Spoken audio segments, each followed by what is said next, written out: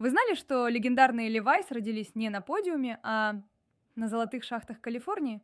Привет, меня зовут Аня. Я ваш гид по американскому шопингу и тайным историям брендов. 1853 год. Сан-Франциско бурлит золотой лихорадкой. Тысячи старателей роют землю в надежде разбогатеть, но у всех одна беда. Штаны рвутся так быстро, что люди тратят последние деньги на новую одежду. И вот появляется Леви Штраус. Он не ищет золото, он ищет идею.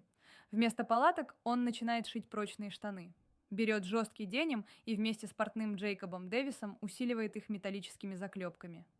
Результат – штаны, которые неубиваемы. За них платили золотыми самородками, лишь бы достать себе одну пару. Так и родились первые легендарные Levi's 501.